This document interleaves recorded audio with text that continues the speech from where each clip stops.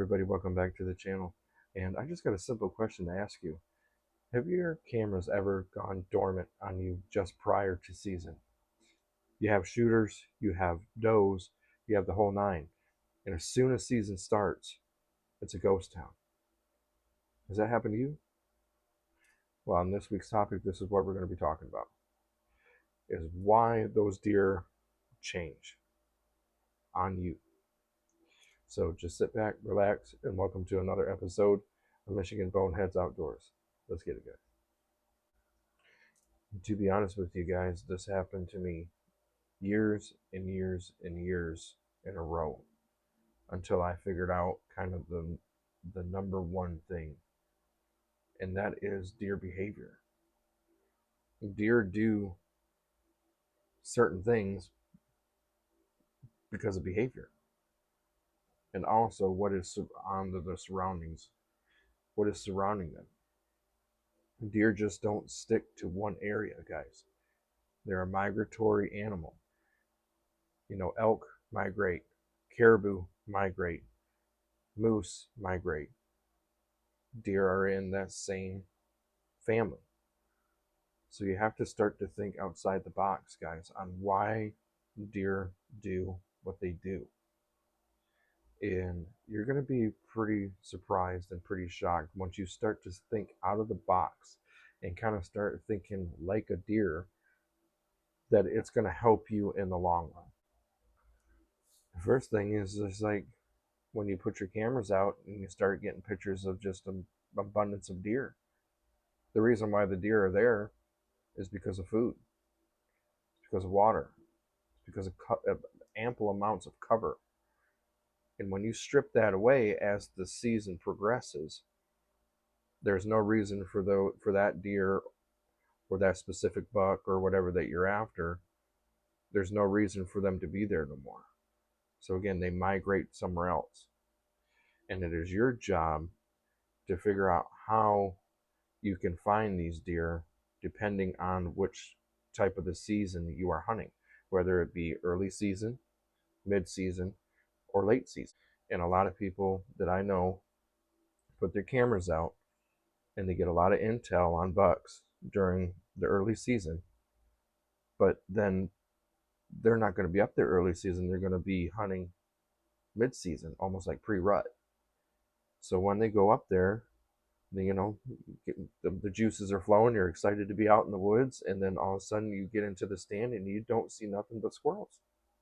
It is because you missed that time period to where those deer were there in that specific area.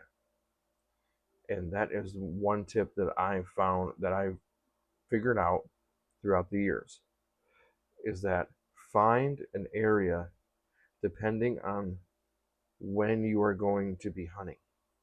If you are going to be hunting early season, well then don't find, rut spots. Vice versa, if you're going to be hunting during the rut, then don't find early season spots. It's figure out what time you are going to be hunting and set up on that and set up accordingly to that. See, like me, guys, I have a lot of success during like pre-rut, that October 28th through November 9th, 10th, everybody knows about November 5th, it's big date for us bow hunters. But that's where I have the most success. So that's where I set up all my spots accordingly. It's because that is the time that I plan to be hunting, is during the rut. I don't waste any time trying to find early season spots and late season spots. Like I said before, guys, in my past videos, I only have 2 weeks out of the season to get it done here. Like I said, I do live in Texas.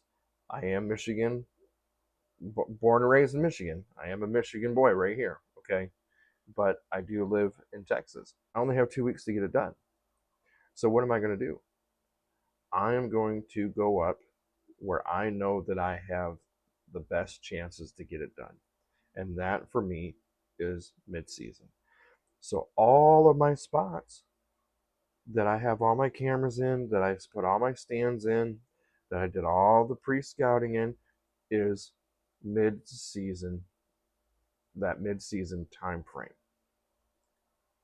So like I said, just plan and set up accordingly to when you are going to be hunting. Another thing that you got to look into, guys, is if you are on public land, you got to look at pressure. Pressure plays a big factor on public land.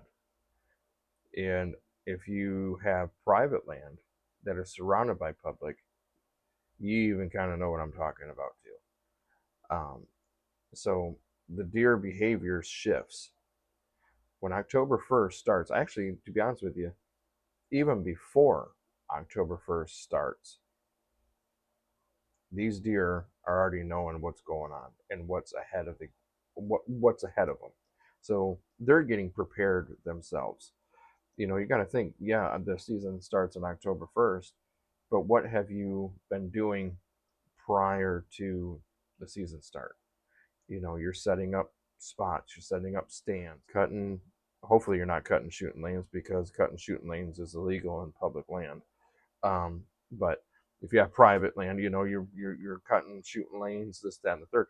There's a lot of things that are going on in the woods way before even the season opens, and deer pick up on that. If you have, you're checking your trail cameras, you're going in and out, deer will pattern you. You put your smell down, deer will smell you. They actually have a brain, guys, and what I call is a brain bank. They recognize your smell. Okay. And that's why it is pivotal for you to be as scent free as possible and to change your routes. If you are that type of person that has to go and check the cameras, and like I said in my last video on my last channel, if you are that type of person, every once in a while change your route. Come from the east, come from the south, come from the north. Don't get them to a point to where they can pattern you. Okay. And like I said, be as scent free as possible. This will help you in the long run. October 1st rolls around.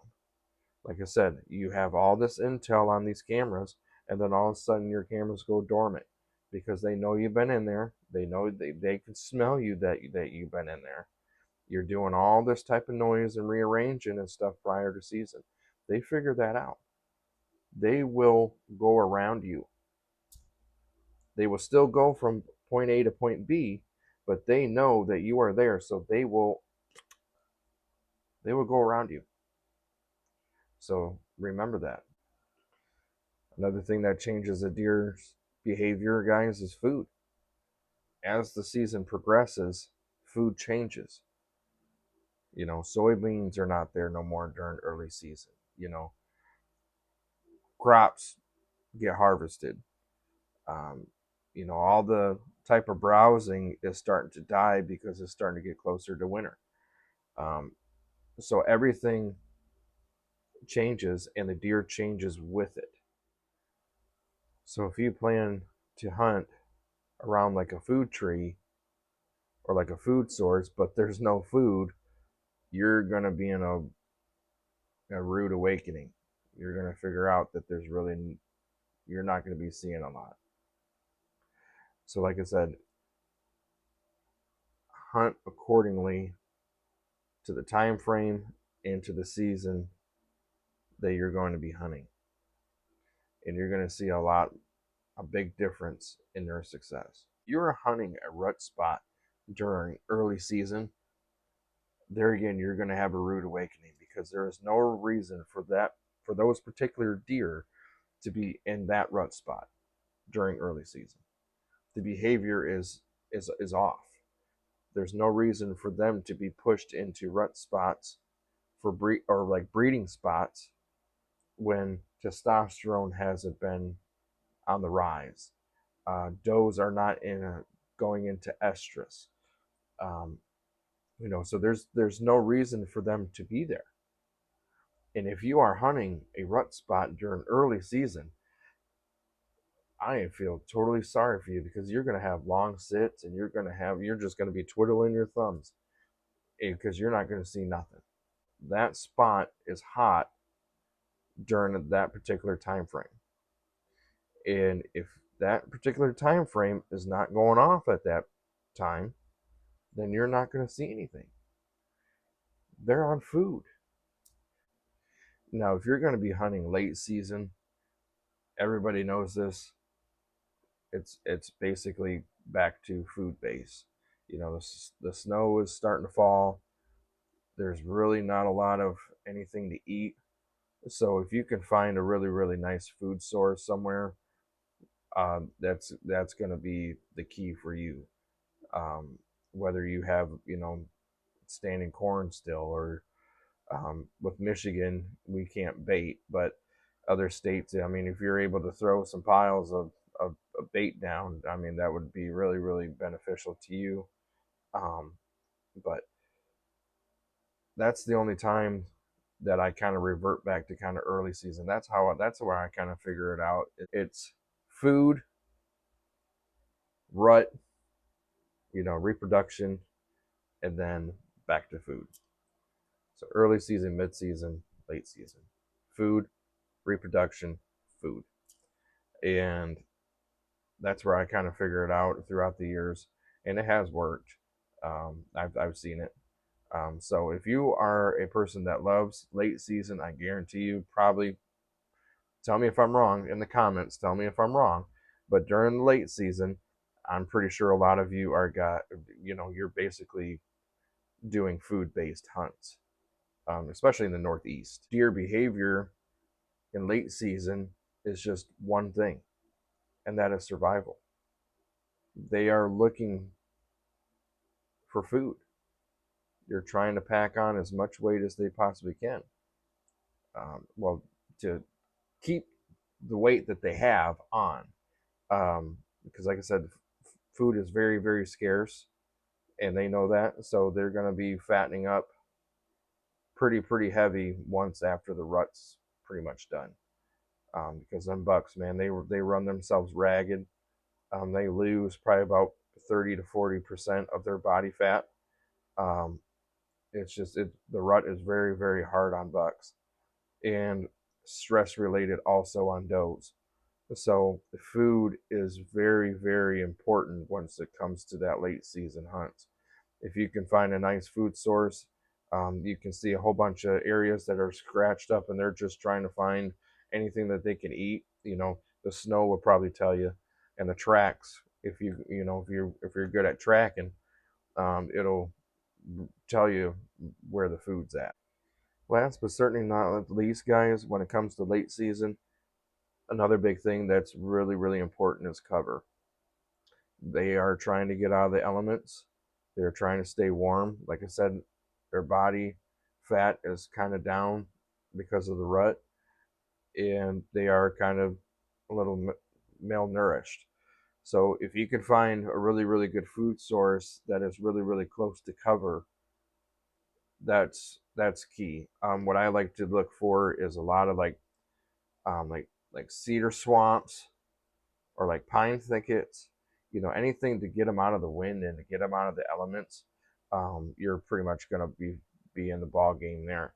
And if that is close to any type of good food source, man, you are right. You're not in the ballpark, man. You're hitting home runs if you found that. So that's what I would be looking for if I was late season hunting. So if you like what you're hearing, guys, just do your boy a favor and please subscribe to the channel. We're growing pretty steady here. We want you to be part of the Michigan Boneheads Outdoors family, and we can't do it without you guys. So please subscribe to the channel, and until next time, guys, remember, always keep bringing traditions back home. Till next time, guys.